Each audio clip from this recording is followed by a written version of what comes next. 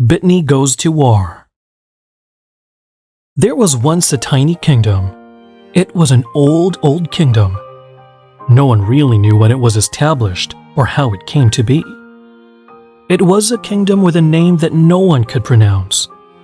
Its people called themselves simply Stone People. Well, the Stone People loved their god. They worshipped him at the foothills of the smallest hill in their tiny kingdom. Each morning at dawn, the people gathered around the tiny hill to sing songs and to dance before their god. Then they all dispersed to do their work of the day. Rain or shine, each day began in this way. Cool or warm, they gathered at dawn.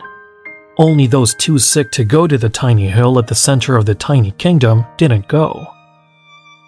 They were such a holy people, these Stone People, that even the rocks, the trees, and the rivers of their kingdom were said to be holy. If you were a visitor there and hadn't learned the ways of the kingdom, you could hear its mountains peak and sing. So were the trees, the water wells, and the streams.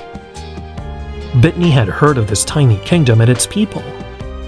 Sometimes he flew over the kingdom on his way to the world's coldest places.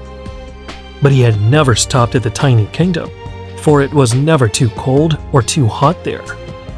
All year round, the temperature stayed about the same. It was a kingdom of happy people who treated each other nicely, and they treated their visitors as they treated themselves.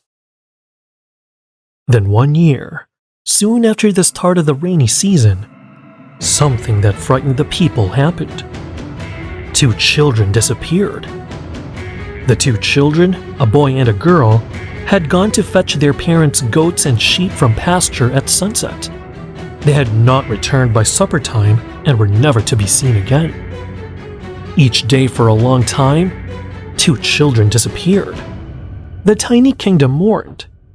The people searched everywhere, but never found who or what it was that was responsible for those cruel acts. Then one day, a woman picking mushrooms with her husband saw tiny human bones at the edge of the forest.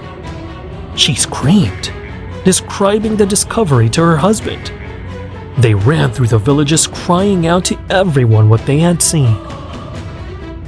The elders of the villages, all the young men and the young women, took anything that could be used as a weapon and went to the edge of the forest.